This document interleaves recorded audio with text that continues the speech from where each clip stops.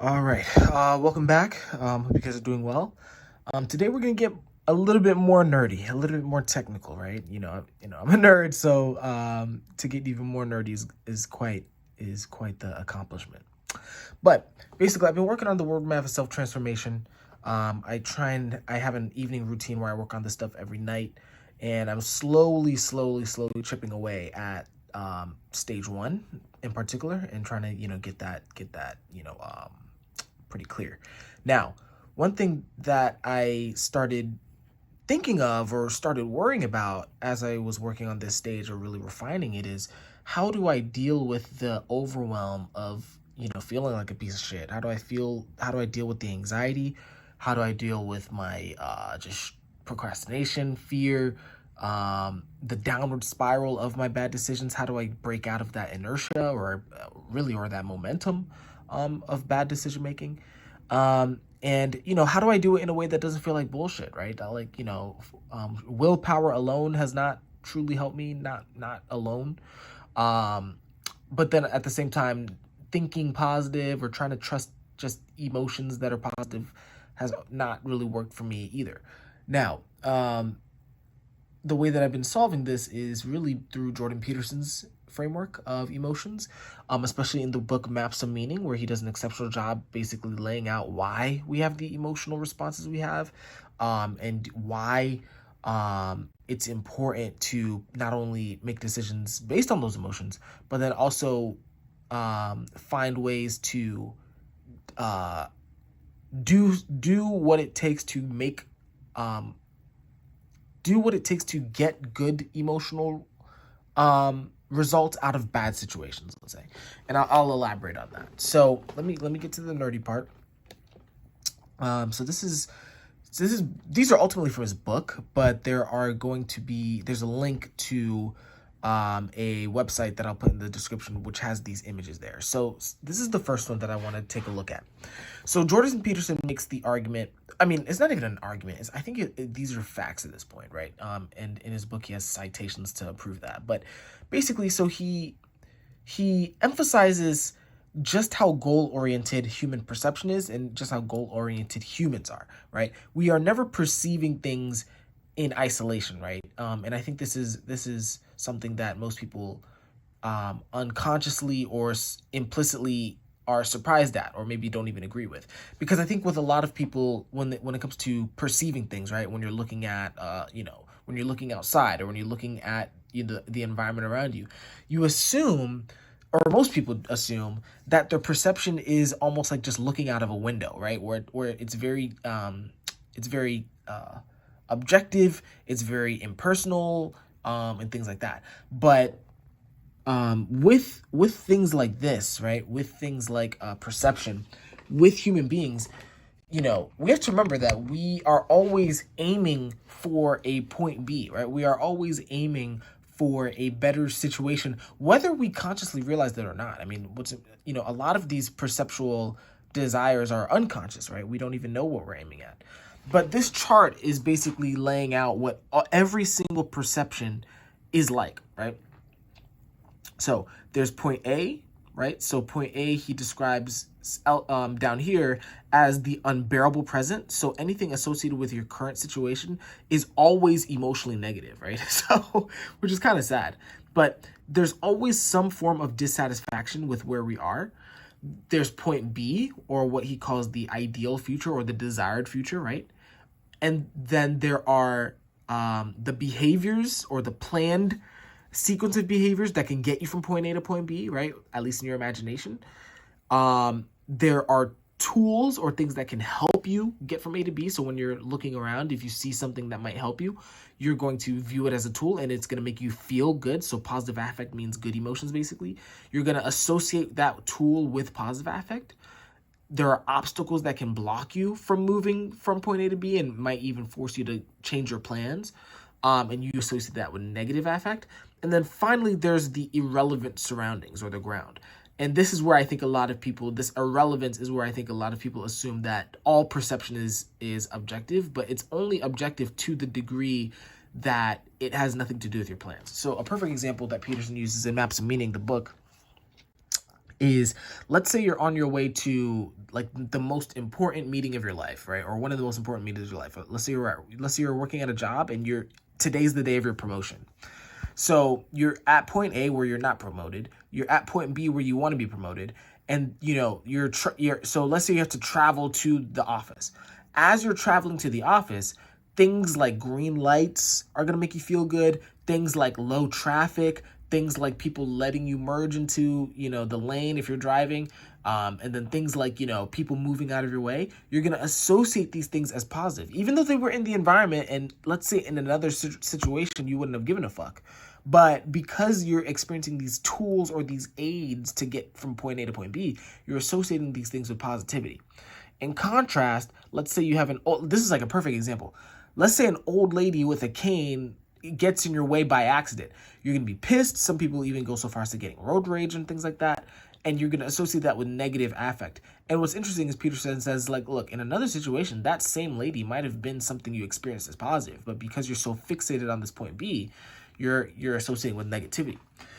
And then finally, there's the irrelevant ground. But what's interesting is that this irrelevant ground shifts with the situation. So, for example, let's say you're driving and you hear like a pop, right? Like, and you're like, oh shit, is that a gunshot? Like, let's say you're in a bad environment.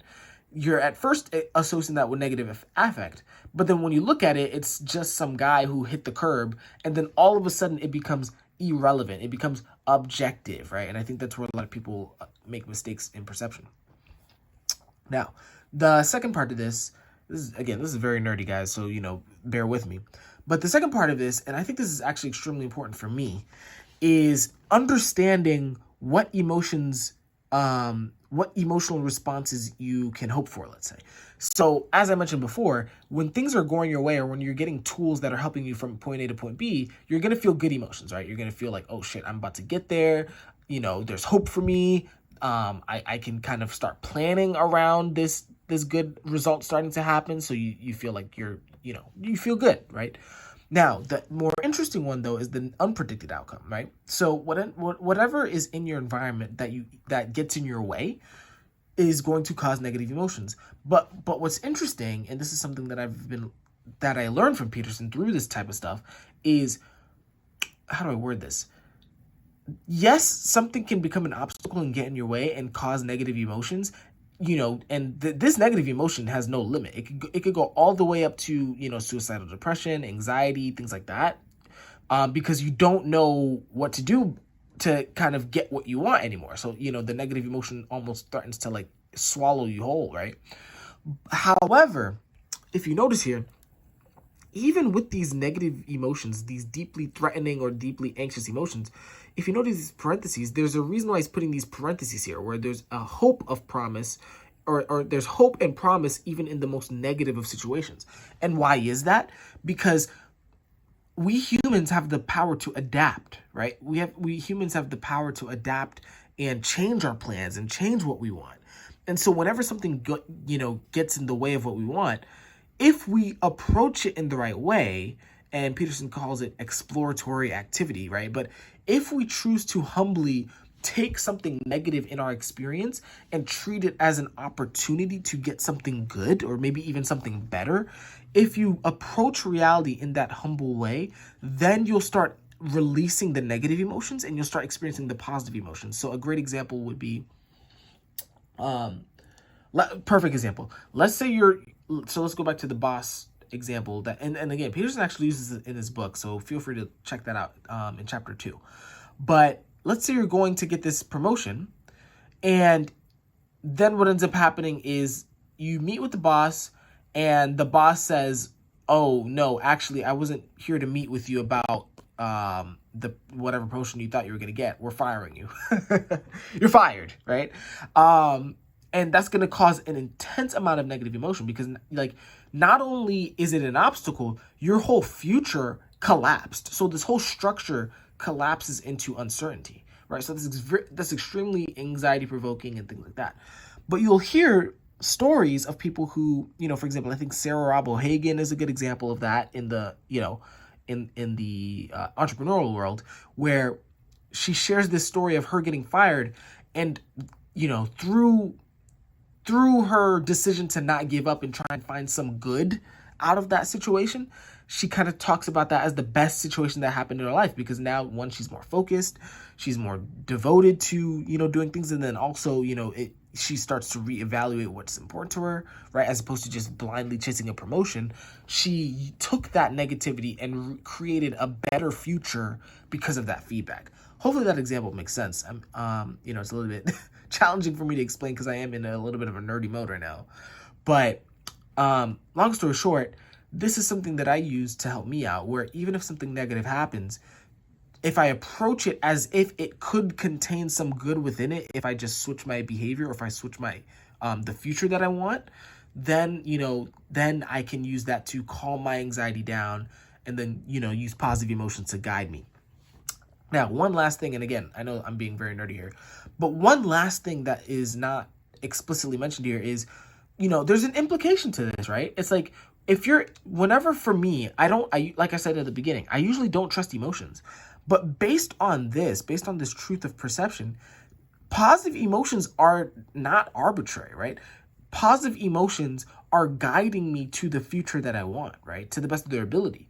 And negative emotions are warning me that, hey, things are getting in the way of your plan, right? So I can use these as like red lights and green lights almost, right? Like, green light if I'm feeling positive emotion and just keep going forward. Red light, if I experience something that's an obstacle, and then, take a step back and see if I need to do something different.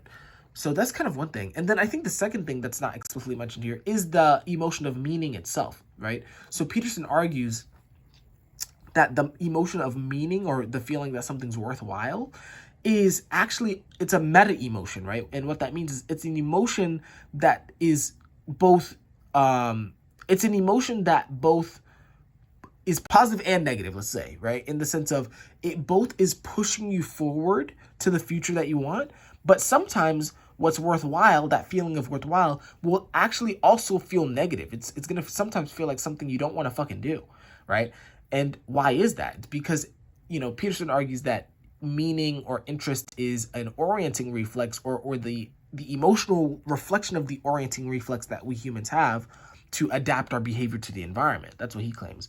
But more on an emotional standpoint, things that are worthwhile, or things that are worth it, there's this kind of sense of, it's an emotion about emotion, right? It's like, let's say you feel good, but sometimes you can feel good and it's not worth it, or it's not meaningful. So it's like a second order emotion in the sense of that it's judging and critiquing emotions as good or bad, right?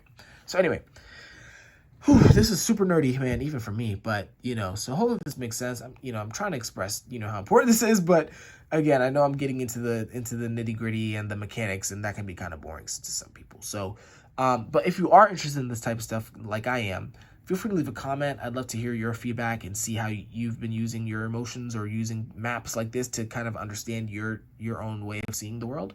Hope you guys are doing well, and I will see you guys in a few. Take care.